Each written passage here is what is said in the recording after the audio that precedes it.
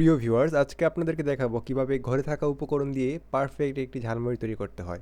দেখতে পাচ্ছেন এখানে একটি বক্সের মধ্যে আগের দিনের গরুর মাংসের কিছু ঝোল ছিল, যেটা ফ্রিজে ডিপের মধ্যে রেখে দেওয়া হয়েছিল। আপনারা যখন গরুর মাংস রান্না করেন সেখান থেকে ঝোল নিয়ে ডিপে রেখে দিতে পারেন।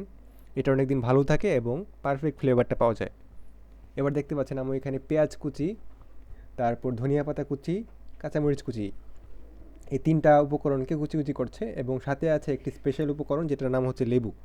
এটা দেওয়ার পরে আপনার ঝালমুড়ির মধ্যে অন্যরকম একটা খুবই দারুণ একটা স্মেল আসে এবং একটা ভালো ফ্লেভার যোগ হয়। তাই বলে সেটাকে অনেক বেশি দেওয়া যাবে না।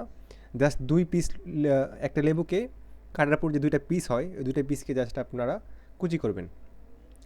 তো দেখতে পাচ্ছেন আপনারা ছবির মধ্যে যে কতটুকু পরিমাণে দেওয়া হয়েছিল। এবার দেখতে পাচ্ছেন এটা হচ্ছে ওই যে গরুর মাংসের ঝোলটা, যেটা এখনও পর্যন্ত বরফের মতো জমে আছে। তো এটাকে হালকা আঁচের মধ্যে দিয়ে পাতিলে গরম করলাম আমরা। গরম করার কারণে জিনিসটা আস্তে আস্তে আগের মতো স্বাভাবিক হতে শুরু করেছে। দেখতে পাচ্ছেন এটা হচ্ছে ঝোল। এবং অবশ্যই এখানে আরেকটা স্পেশাল উপকরণ আছে, আপনারা যদি চান দিতে পারেন। সেটা হচ্ছে গরুর মাংসের চর্বিটা। চর্বিটা খেলে অন্যরকম একটা ফ্লেভার অ্যাড হয়। তো এখানে দেখতে পাচ্ছেন আমরা এরপরও সরিষার তেল দিলাম এবং তারপর দিলাম চানাচুর। দেওয়ার পর এবার আম্মু মাখানো শুরু করলো। এভাবে খুব দ্রুত স্পিডে মাখাবেন, তাহলে খুবই মজা লাগবে। এছাড়াও আপনারা চাইলে একটা বয়ম বা বক্সের মধ্যে ভরে জোরে নাড়াতে পারেন। এরপর আমরা দিয়ে দিলাম মুড়ি।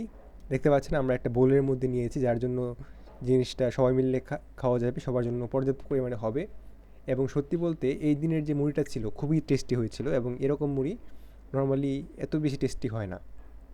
তো এই রেসিপিটা আপনারা কপি করতে পারেন। এবং দেখতে পাচ্ছেন আমরা পাতিলটা ভালোভাবে সুন্দরভাবে মুছে তারপর ঝোলগুলোকে চেঁচে নিয়েছি। এবং ঝোলটা আসলে একটু বেশি পরিমাণে দেবেন, তাই বলে অনেক বেশি পরিমাণে যেন না হয়। তো ভিউয়ার্স, এইভাবে খেয়ে দেখবেন, মুড়িটা খুবই দারুণ হয়েছিল খেতে এবং খুবই টেস্টি হয়েছিল। এবং বিশেষ করে এই যে চর্বিটা যে আছে, এটা যখন আপনি খাবেন আরও বেশি টেস্টি লাগবে। তো আজকে এই ছিল আমাদের ভিডিও। ভালো লাগলে অবশ্যই কমেন্ট করে জানাবেন এবং এরকম রেসিপি ট্রাই করলে অবশ্যই জানাবেন কমেন্টে। আল্লাহ হাফেজ।